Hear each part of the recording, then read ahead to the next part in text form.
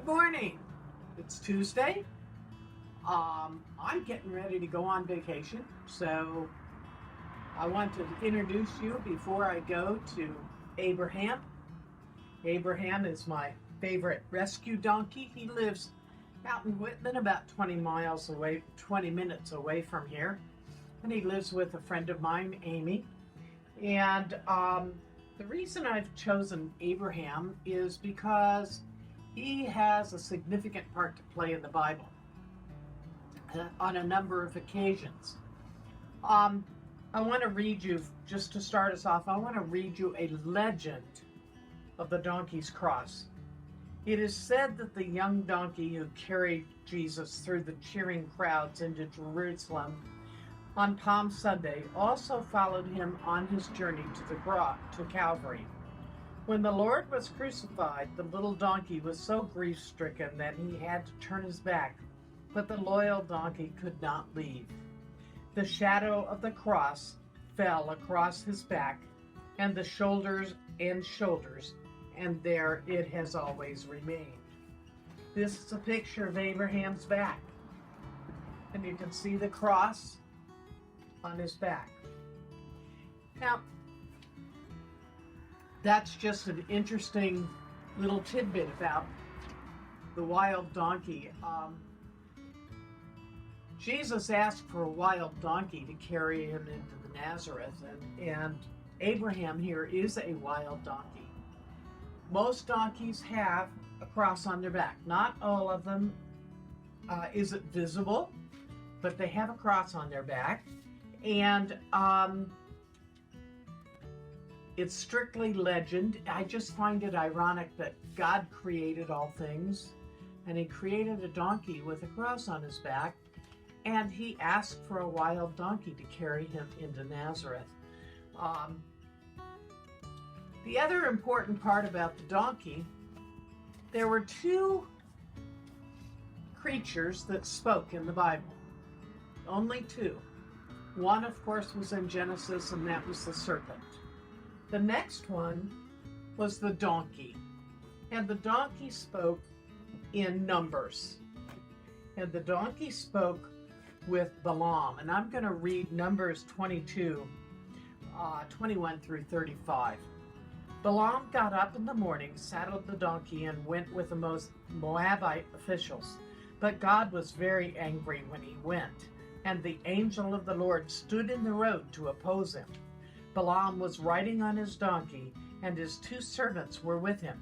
When the donkey saw the angel of the Lord standing in the road with a drawn sword in his hand, it turned off the road into a field. Balaam beat it to get it back on the road. Then the angel of the donkey stood in a narrow path through the vineyards with walls on both sides. When the donkey saw the angel of the Lord, it pressed close to the wall, crushing Balaam's foot against it. So he beat the donkey again. Then the angel of the Lord moved on ahead and stood in a narrow place where there was no room to turn. Balaam to turn either to the right or to the left. When the donkey saw the angel of the Lord, it lay down under Balaam, and he was angry, and he beat it with his staff. Then the Lord opened the donkey's mouth, and it said to Balaam, "What have I done to you to make you beat me these 3 times?" Balaam answered the donkey, "You have made a fool of me. If only I had a sword in my hand, I would kill you right now." The donkey said to Balaam, "Am I not your own donkey, which you have always ridden to this day? Have I been in the habit of doing this to you?" "No," he said. Then the Lord opened Balaam's eyes, and he saw the angel of the Lord standing in the road with his sword drawn. So he bowed low and fell face down. The angel of the Lord asked him, "Why have you beaten your donkey these 3 times?" "I have come here to oppose you because your path is a reckless one before me." The donkey saw me and turned away from these 3 times. If it had not turned away, I would certainly have killed you by now. But I would have spared it, Balaam said. Now if you are displeased, I will go back. The angel of the Lord said to Balaam, go with the men, but speak only what I tell you. So Balaam went with Balak's officials. Numbers 22, 21 through 35. There's a lot of story there with this donkey in terms of what he was trying to tell us. The donkey saved Balaam's life, and Balaam was trying to kill the donkey. Sometimes we strive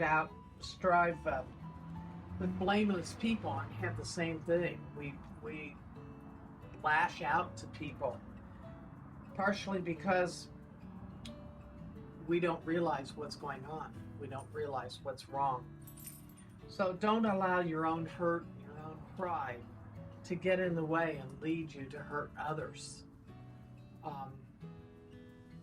Try to see God, listen to God, hear what God has to say. So this is Abraham. Abraham is a special guy in the Bible, and I found it fitting that he also had a special name of Abraham. The donkey is referred to 93 times in the Bible. Amazing, isn't it? The donkey holds a special spot in my heart. With that being said, I want to wish you a blessed and wonderful day. Thank you. Bye-bye.